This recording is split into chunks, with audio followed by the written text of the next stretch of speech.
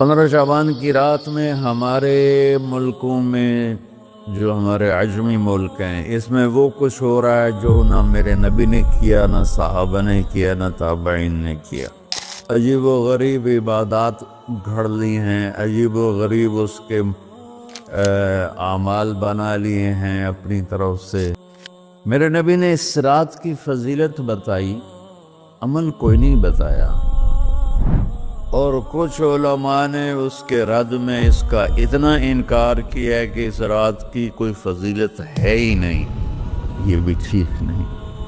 اس رات کی فضیلت میں جتنی احادیث ہیں وہ ضعیف ہیں، اور حدیث پاک میں آتا ہے کہ اللہ تعالیٰ اس رات میں ساری دنیا کے لوگوں کی بخشش فرماتا ہے سوائے 5 آدمیوں کی۔ 5 کے سوا سب اہل ایمان کی بخشش ہو جاتی۔ میں 15 شعبان کے حوالے سے بات کچھ کرنا چاہتا تھا اور کچھ رمضان کے حوالے سے۔ 15 شعبان کی رات میں ہمارے ملکوں میں جو ہمارے عجمی ملک ہیں اس میں وہ کچھ ہو رہا ہے جو نہ میرے نبی نے کیا، نہ صحابہ نے کیا، نہ تابعین نے کیا۔ عجیب و غریب عبادات گھڑ لی ہیں، عجیب و غریب اس کے اعمال بنا لیے ہیں اپنی طرف سے، اور مسجدیں بھری ہوتی ہیں اور روشنیاں لگی ہوتی ہیں اور آتش بازی ہو رہی ہوتی ہے۔ میرے نبی نے اس رات کی فضیلت بتائی، عمل کوئی نہیں بتایا۔ جیسے یہاں کوئی صلاۃ تسبیح کی جماعت کرا رہے ہوتے ہیں، کوئی اجتماعی تہجد پڑھ رہے ہوتے ہیں، کوئی دیگیں چڑھا رہے ہوتے ہیں، کوئی آتش بازی کر رہے ہوتے ہیں، تو وہ اس میں اتنا غلو ہو گیا ہے کہ یہ بھی ٹھیک نہیں۔ اور کچھ علماء نے اس کے رد میں اس کا اتنا انکار کیا ہے کہ اس رات کی کوئی فضیلت ہے ہی نہیں۔ یہ بھی ٹھیک نہیں۔ اس میچ کا راستہ، اس رات کی فضیلت میں جتنی احادیث ہیں وہ ضعیف ہیں، لیکن اتنی کثرت سے ہیں کہ ان سب کا مل کر جمع ہو کر کم از کم وہ حسن لغیر ہی تک تو پہنچ جاتی ہیں۔ اور ابن عثیمین رحمۃ اللہ علیہ نے بھی یہ لکھا ہے کہ زیادہ سے زیادہ ان احادیث کے مجموعے سے، چونکہ اگرچہ ضعیف ہیں لیکن کافی زیادہ ہیں، تو وہ حسن لغیر ہی تک پہنچ جاتی۔ تو حسن لغیر ہی سے کوئی عمل ثابت نہیں ہوتا، عمل ثابت ہوتا ہے صحیح حدیث کے سے۔ ایک احادیث کی کثرت سے روایات اور ایک امت کا عمل، کہ امت کا بہت بڑا طبقہ صدیوں سے اس رات کا اہتمام کر رہا ہے، لیکن کچھ عرصہ پہلے تک اہتمام تھا دن میں روزہ رکھنا، رات کو کوئی نوافل پڑھ لینا، کوئی 2 4 زیادہ پڑھ لینا، لیکن اب یہ ڈھول تماشے جو اب شروع ہوا ہے اس کا تو کوئی وجود ہی کوئی نہیں ہے۔ تو اس رات کو اللہ تعالیٰ نے مبارک بنایا، اور حدیث پاک میں آتا ہے کہ اللہ تعالیٰ اس رات میں ساری دنیا کے لوگوں کی بخشش فرماتا ہے سوائے 5 آدمیوں کی۔ 5 کے سوا سب اہل ایمان کی بخشش ہو جاتی۔ مشرک، المشرک، پہلا مشرک، دوسرا مشاحن۔ مشاحن کیسے کہتے ہیں؟ دل میں بغض رکھنے والا، کینہ رکھنے والا۔ تیسرا مسبل ازارہ، اپنے پاجامے شلوار چادر کو ٹخنوں سے نیچے تک لے جانے والا، لیکن ایک شرط کے ساتھ کہ وہ تکبر کی وجہ سے، سستی کی وجہ سے ہے، غفلت کی وجہ سے ہے۔ چونکہ جب آپ نے ایک مرتبہ اس کے بارے میں بات کی تو حضرت ابوبکر صدیق نے کہا یا رسول اللہ، میری چادر، عرب چادر باندھتے تھے جیسے ہمارے پنجاب کا لباس چادر تھا، اب وہ کم ہو گئے. ہماری تو بزرگ عورتیں بھی اور مرد بھی سب چادر باندھتے تھے، شلوار تو کسی کو پتہ ہی نہیں ہوتا تھا ہمارے بچپن میں. یہ تو پھر آہستہ آہستہ جب تعلیم آئی تو شلوار دیہاتوں میں بھی اور شہروں میں عام ہو گئی. تو اگر وہ اس لیے لٹکا رہا ہے کہ طبیعت میں تکبر ہے، پھر اس وعید کا وہ حقدار ہے. اگر ویسے اس کی نیچے جا رہی ہے تو میرا مالک ایسا، وہ تو ہے ہی رحیم و کریم، ہے ہی رحیم و کریم، ہے ہی رحیم و کریم.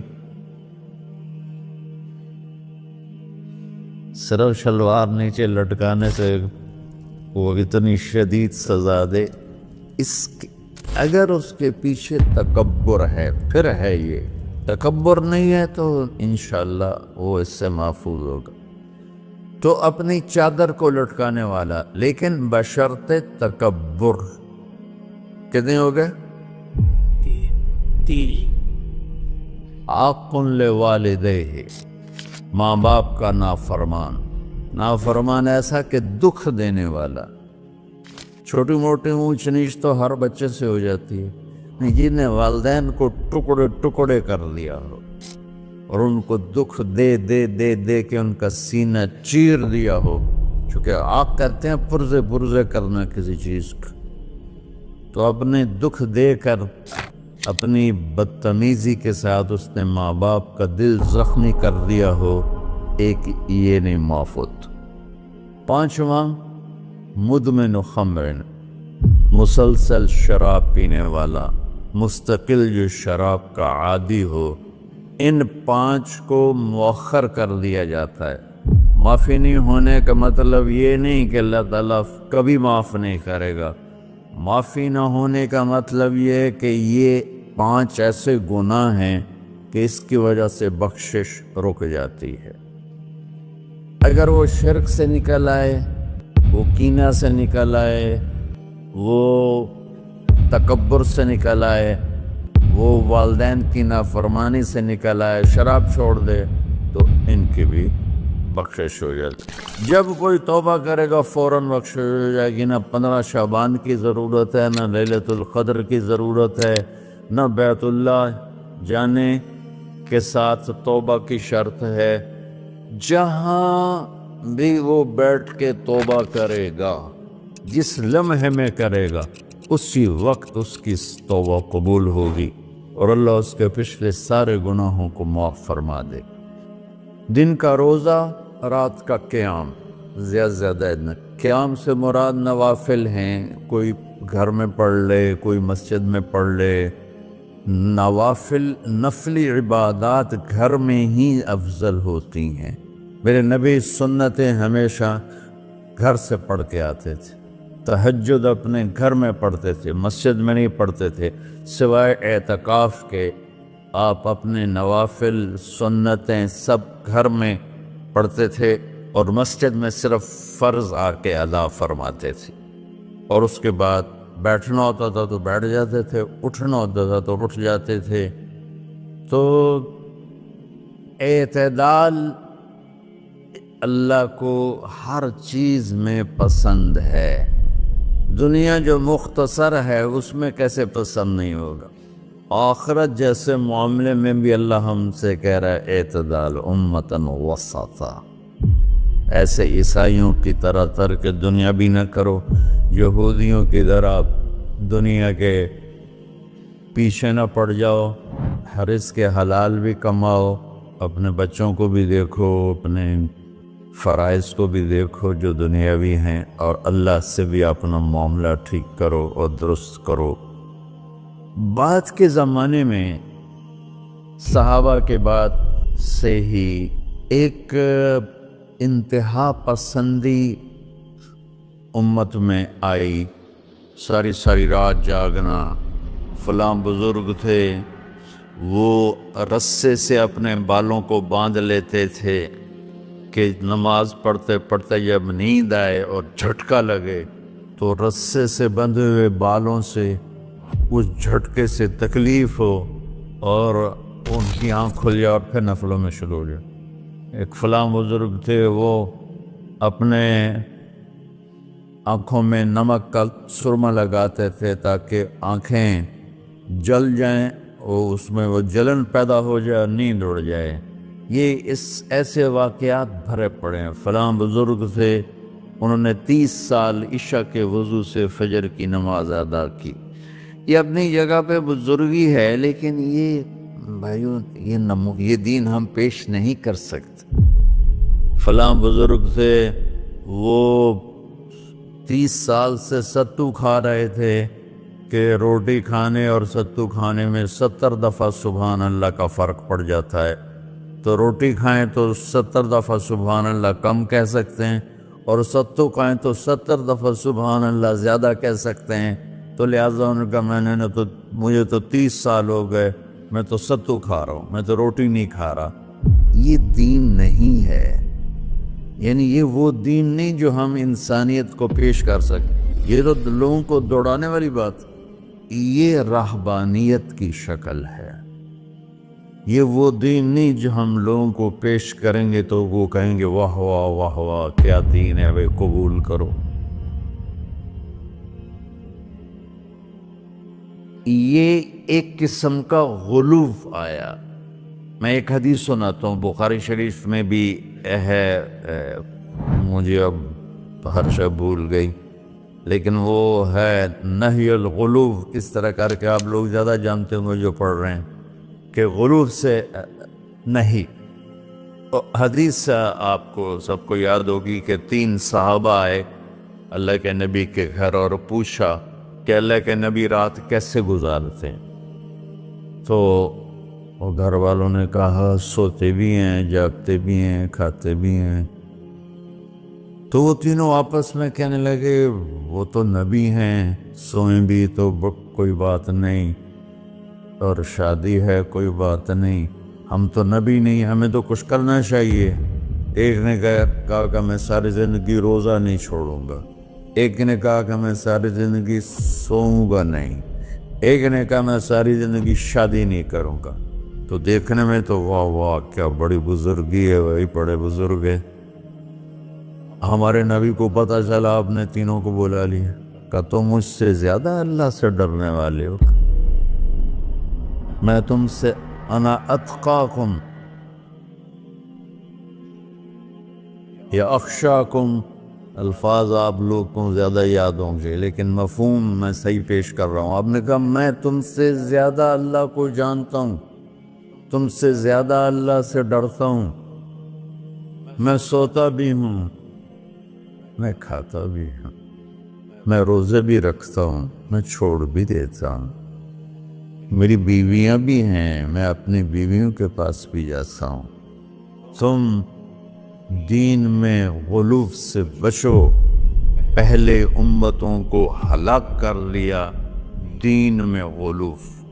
دنیا میں غلو یعنی انتہا پسندی، ایکسٹریمسٹ ہونا، دنیا ہو یا دین ہو دونوں میں اعتدال بچو، اللہ تعالیٰ کو پسند ہے۔ تو شعبان کے حوالے سے ایک علماء کا طبقہ اتنا رد میں گیا کہ ایسی نفی کر دی کہ جیسے ہے ہی کچھ نہیں، یہ بھی غلط ہے۔ ایک طبقہ وہ ہے جو پتہ نہیں کیا کچھ کرتا ہے شب برات کے نام پر، وہ بھی غلط۔ ساری حدیثوں کو ملا کر روزہ اور رات کا قیام، کہ رات کو اٹھ کے کچھ اللہ کو یاد کر۔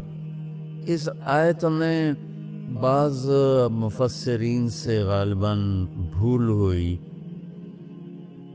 حامیم والکتاب المبین انا انزلناہ فی لیلۃ مبارکۃ انا کنا منذرین فیہا یفرق کل امر حکیم امر من عندنا انا کنا مرسلین۔ یہ لیلۃ القدر ہے، انا انزلناہ فی لیلۃ مبارکۃ، یہاں دوسرا لیلہ مبارک رات میں ہم نے قرآن کو اتارا۔ دوسری آیت کو جوڑو، انا انزلناہ فی لیلۃ القدر، ہم نے قرآن کو لیلۃ القدر میں اتارا۔ تو وہ آیت اس آیت کا ترجمہ کر رہی کہ لیلۃ المبارک سے مراد لیلۃ القدر ہے، 15 شعبان نہیں۔ لیکن بعض مفسرین جو بڑے لوگ ہیں، لہذا ہم سب کا ادب احترام کرتے ہیں، لیکن رائے کا اختلاف ہو وہیں بڑے علماء میں ہی ہے، تو اسی کو میں آپ کے سامنے نقل کر رہا ہوں، کوئی اپنی رائے نہیں دے رہا ہوں۔ تو ان سے یہ صاف ہو گیا کہ انہوں نے اس کو 15 شعبان بنا دیا۔ یہ 15 شعبان کی رات نہیں ہے، یہ لیلۃ القدر ہے کہ جس میں وہ پورے سال کے احکام اعلان کر دیے جاتے ہیں، وہ شب قدر ہے۔ اس میں بھی معافی ہوتی ہے، اس میں بھی معافی ہوتی ہے، لیکن شب قدر تو قرآن سے، صحیح احادیث سے ثابت ہے، اور شعبان کی رات ضعیف حدیثوں سے ثابت ہے، لیکن کثرت حسن لغیرہ اور امت کا عمل اس میں بہت بڑی گنجائش پیدا کرتا ہے۔ تو جو بچہ روزہ رکھنا چاہے ضرور رکھے، جو رات کو اٹھنا چاہے ضرور اٹھے، لیکن وہ کتنا نہ اٹھے کہ صبح سبق میں سویا پڑاؤ، تو ایسی عبادت نہیں چاہیے کہ آپ اپنے طلب علم جو فرض ہے اس میں آپ سوئے پڑے ہوں تو تمہارے خوراکوں سے سبق بھی متاثر ہو رہا ہو۔ تو اعتدال بچوں، ہر چیز میں اعتدال۔ تو اس میں یہ جو 5 ہیں، ایک مشرک، ایک مشاہن۔ مشاہن کون ہے؟ جو دل میں کینہ بغض رکھتا۔ اب میں کہاں سے آنسو لاؤں اس بات پر رونے کے لیے کہ ایک تو دنیا داروں کا بغض کینہ ہے آپس کی لڑائیوں سے، لیکن یہ جو دیندار ایک دوسرے سے بغض، اس قدر بغض رکھتے ہیں کہ کافر بنائے بیٹھے ہیں، ایک دوسرے کو سلام کا جواب نہیں دیتے، جنازے میں نہیں شریک ہوتے۔ اس کا جرم واپس جاتا ہے تاجروں کو نہیں، حکمرانوں کو نہیں، خطیبوں، نادان، ہر خطیب نہیں، نادان خطیبوں کو، جو ہر مکتبہ فکر میں موجود ہیں، جو اس شدت کے ساتھ اوروں کی نفی کرتے ہیں اور اپنے آپ کو صحیح کہتے ہیں کہ جیسے باقی سب جہنمی ہیں، سب کافر ہیں، اور صرف ہم ہی صحیح ہیں اور ہم ہی جنت میں جائیں گے اور کوئی جنت میں نہیں جائے گا۔ تو جو کہ اس میڈیا کے ذریعے سے بہت سی امت سن رہی ہے، تو میں دیکھو بچوں ہاتھ جوڑتا ہوں اللہ کے واسطے، دین پیش کرنا، کافر کافر کے نعرے مت لگانا، اور یہ کافر وہ کافر، یہ کافر وہ کافر۔ اللہ بڑا کریم۔ دسنی ہے لیما سادیا کتھوں لے آئی سونا لال،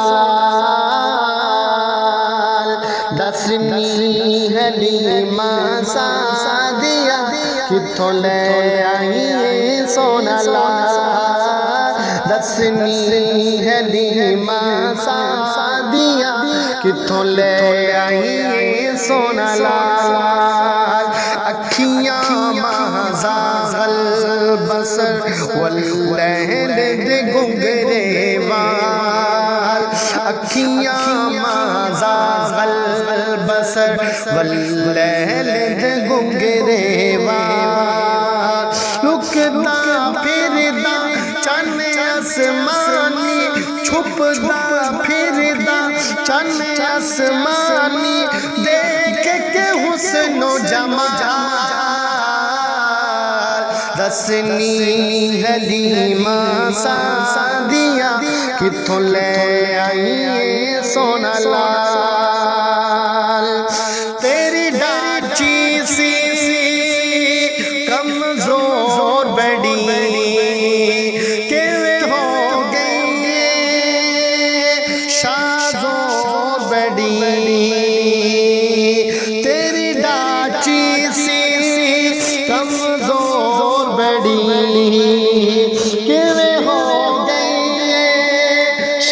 زور بیڑی تو لنگ گئی اثر رہ گئیا تینوں تک تک سوچ دی رہ گئیا تو لنگ گئی اثر رہ گئیا تینوں تک تک سوچ دی رہ گئیا جدوں دا سوار حسینہ جدوں دا سوار حسینہ تیری ہو گئی مکھری چال دسنی حلیمہ سعدیہ کتھوں لے آئیے سونا لال اوندے ہوٹ ہلن قرآن بنے کہہ دے سبحان اللہ اوندے ہوٹ ہلن